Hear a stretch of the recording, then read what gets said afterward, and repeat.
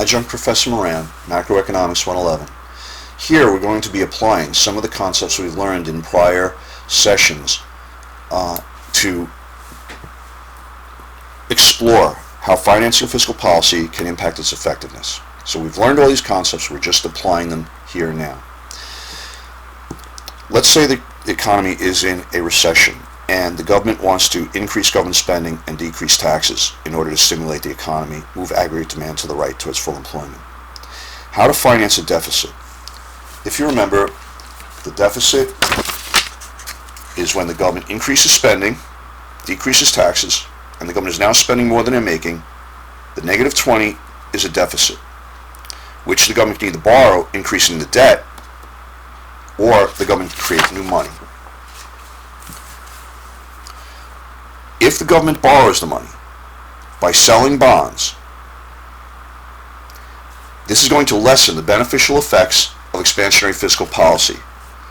This result is called crowding out. The increased amount of borrowing by the government may cause interest rates to increase. There will be an increased demand for money in the money markets. The increased demand for money will cause the price of money, which is interest rates, to rise. This may lead to decreased investment spending by I sub G, business, and reduced consumption for durable goods. Those are interest rate sensitive purchases because they last 3+ years and are often expensive. So people borrow money to buy them, so when interest rates go up, they look more expensive. This assumes no change in the supply of money. If, though, the government creates more money to pay for the deficit, then there will be no crowding out. This could be inflationary if we had started in the intermediate range. But you wouldn't want to do that because you would be using expansionary fiscal policy to fight a recession, which is an aggregate demand curve in the lower part of the intermediate range or in the horizontal range. So the scenario would be 100 and 100, 0, the budget is balanced. The government increases spending to 110, reduces taxes to 90, we have a deficit of 20.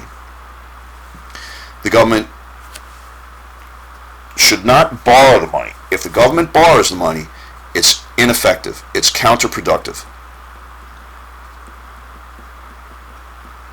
Instead, the government should print the 20.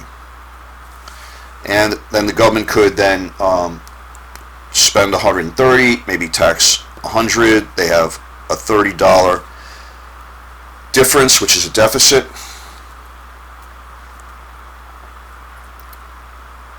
All right. So, in a recession, the government should increase spending and decrease taxes. This will result in a deficit. To cover the shortfall, the government borrows the money, the demand for money increases, and interest rates will increase. This will cause consumer spending on durable goods to decrease, and business spending on IG to decrease. Business spending on capital goods, changes in inventory, and construction, both residential and commercial. While government spending is increasing, this change in interest rates is causing C and G to get smaller, and this is referred to as crowding out. But if the government prints the money, then there is no change in demand for money. Interest rates will remain constant, and there will be no decrease in C or IG. So the increase in G will lead to an increase in aggregate demand, meant to fight a recession. Crowding out is counterproductive and unintended consequence of expansionary fiscal policy that results from borrowing instead of printing the money to finance a deficit because of the resulting increase in interest rates and the negative impact that would have on C and IG. So at the same time the government is trying to increase aggregate demand, C and IG are falling, being crowded out by increased government spending. Draw a graph of the recessionary scenario.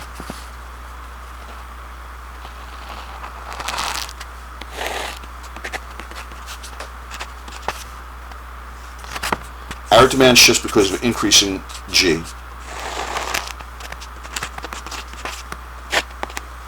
Counterproductive shift in aggregate demand because of crowding out.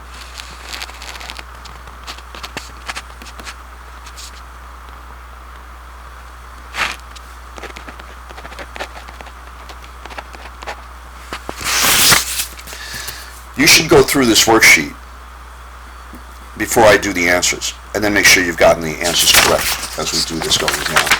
Let's assume, though, that we're experiencing a period of inflation. Now what the government wants to do is run surpluses. If the government is trying to reduce aggregate demand by reducing government spending or increase taxes, it will run a surplus. 100 balanced, reduce government spending, 90, increase taxes. They have 20 more in income from taxes than they have expenses from spending. This 20 is a surplus. The government could use the surplus to reduce the debt. The government pay off its debt, but buying back its bonds previously issued, perhaps during times of recession or deficit spending, increases the supply of money, which will have the effect of lowering interest rates. IG may increase. Business spending is an air relationship with interest rates. So as interest rates fall, business spending increases because interest is a cost of business, which reduces the profitability of new investments. A lower cost of borrowing will lead to more projects being profitable, and IG will rise. And consumers will also increase spending as a result of interest-sensitive products like durable goods. These increased expenditures may offset some of the anti-inflationary effect of contractionary fiscal policy, the reduction of government spending. Instead, the government could impound the money, which means don't return it to circulation, keep it on deposit. It's more anti-inflationary and successful at fighting inflation. See if you can complete the table appropriately. The government is originally spending 100 and taxing 100. There's an inflationary period. The government reduces spending to reduce aggregate demand by G directly, and increases taxes so consumers will spend less. This is balanced. This is a surplus of 20. Maybe they do this in another accounting period. They take G, make it 100, but they increase taxes also to 130, so the government still has a surplus, this time of 30. The government can either pay down the debt using these surpluses, which would be incorrect because it would cause interest rates to fall, causing C and IG to rise, which would defeat the purpose of trying to contract the economy with a reduction in government spending. Instead, the government should impound the money, and interest rates will remain unchanged.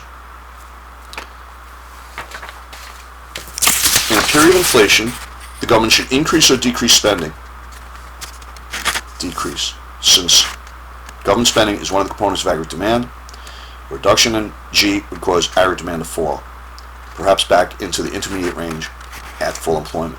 And they should increase taxes. Personal income minus personal income taxes is disposable income, which is then consumed or saved. By raising taxes, they will cause disposable income to fall and consumption to fall. This will result in a surplus.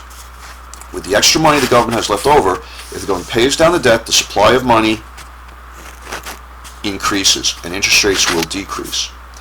This will cause consumer spending on durable goods to increase and business spending on capital goods, changes in inventory, and all construction, residential and commercial, to increase. While the government is decreasing in size, this change in interest rates is causing C and IG to get larger. Is this helpful? It is counterproductive. But if the government keeps the money, doesn't return it to circulation, doesn't buy bonds, then there is no change in the supply of money. Interest rates will remain constant, and there will be no impact.